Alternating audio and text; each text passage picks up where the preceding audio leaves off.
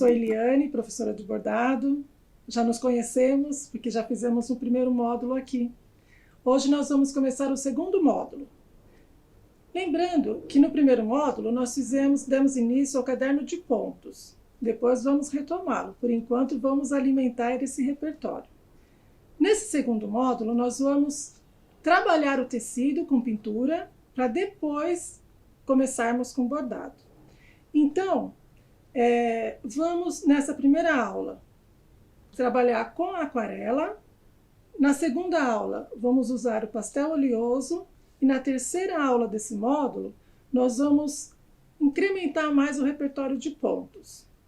Lembrando que depois temos mais um módulo onde vamos trabalhar e encerrar a feitura do caderno. Então, por que pensamos nessa pintura? Primeiro, para dar alternativas diferentes para o bordado. Segundo, porque com essas técnicas da pintura e depois do bordado, cada uma pode personalizar o que será a capa do caderno. Fica bem bacana. Vamos nessa? Para a nossa pintura em aquarela, nós vamos começar com uma folha de tecido no mesmo tamanho da folha do bordado, que é 50 por 30. Importante já tê-la dobrada ao meio e vincado bem aqui, porque depois, quando finalizarmos o caderno, vamos prender aqui. Portanto, o nosso desenho tem que estar neste espaço.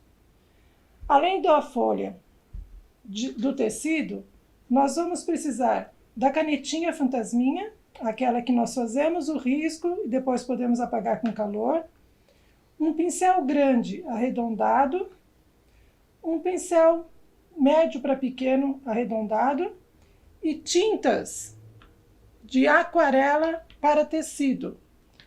Se você tiver dificuldade em encontrar aquarela para tecido, você pode comprar, você pode ter como alternativa a tinta para pintura em seda.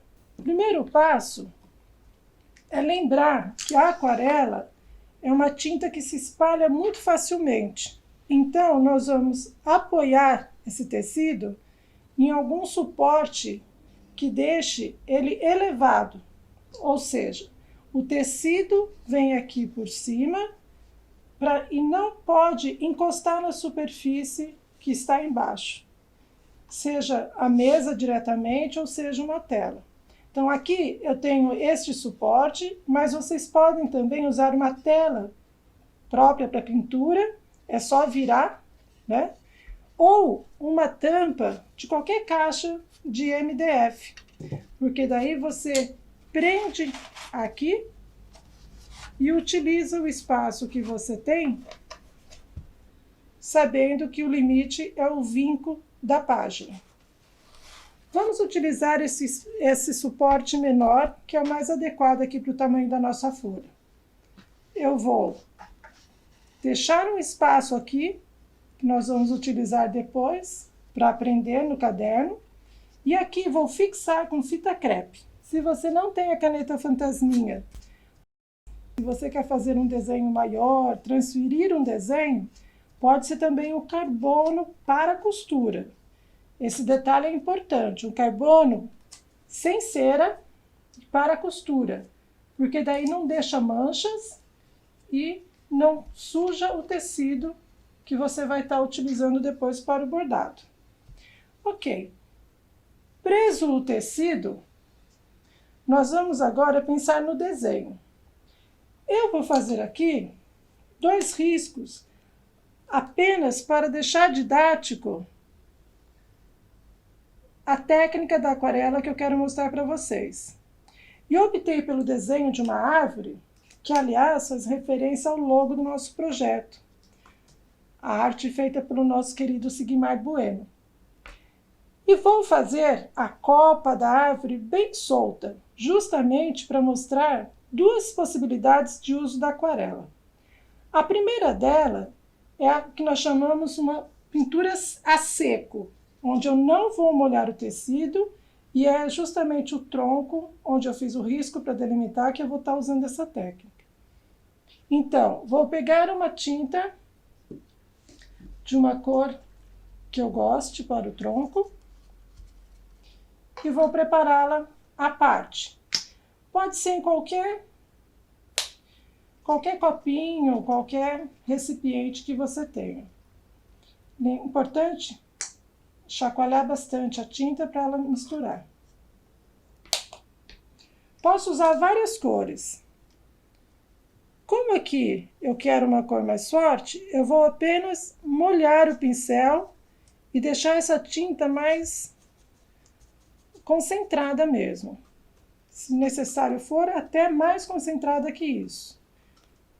E vou passar aqui, olha, próximo ao risco, porque eu não quero que a minha tinta ultrapasse esse contorno. Então, trabalho com tecido a seco e a minha tinta não está muito diluída, porque eu quero que a aquarela fique bem, com a cor bem forte aqui. Caso eu queira clarear, é só ir acrescentando água. Vou pegar mais tinta e vou colocando até preencher a pintura desse tronco. Lembrando que aqui eu não molhei o tecido, porque eu não quero que a aquarela se valha da característica dela que é marcante, que é o se espalhar.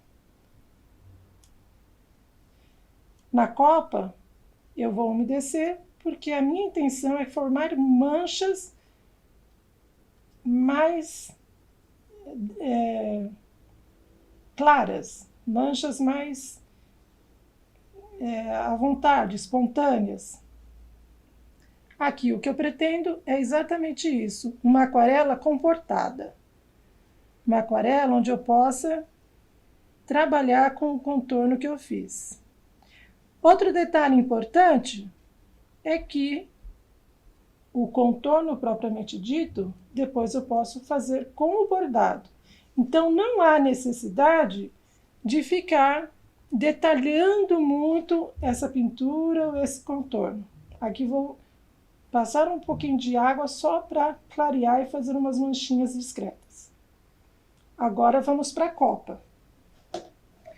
Aqui na copa, eu realmente desejo que a tinta se esparrame.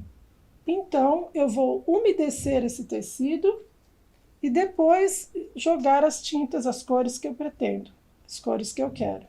E essa copa, como eu falei, lembrando o nosso logo, eu posso fazer bem colorido e manchas bem espontâneas. Lembrando que depois eu posso misturar também essas tintas e criar outras cores.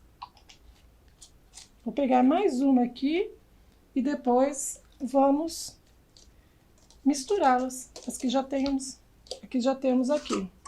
Como eu estou manchando tudo, eu não estou me preocupando em limpar o pincel. Se eu desejasse cores bem definidas, aí sim eu teria que ficar enxaguando esse pincel. Mas não é o caso aqui. Então eu posso vir com o pincel sem enxaguá-lo. Uma mancha aqui, vou dar uma limpadinha, só para sem muita preocupação. Agora o amarelo. Essas manchas, se você acha que não está satisfeita com elas, então sim, você enxaga o pincel. Caso contrário, faça como composição da sua copa de árvore. Posso espalhar essas cores em vários lados. Agora eu vou pegar mais uma cor e vou deixar a minha aquarela se esparramar. Enquanto a tinta se esparrama e a aquarela seca, você pode ir treinando os pontos que foram passados. Vamos começar com o ponto corrente. Para trabalhá-lo, é legal ficar com o tecido na vertical. Começamos entrando no início do risco.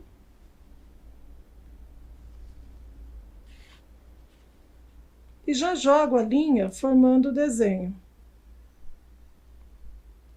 é um elo da corrente.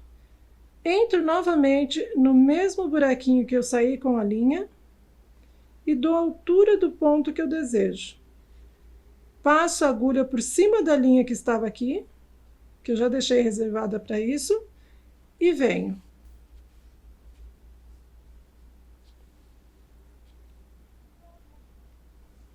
De novo, jogo a linha, fazendo o desenho, entro no mesmo buraquinho que eu saí, dentro desse elo que já foi formado, dou a distância que eu pretendo para esse ponto e saio no risco, sobre a linha que estava ali já no desenho.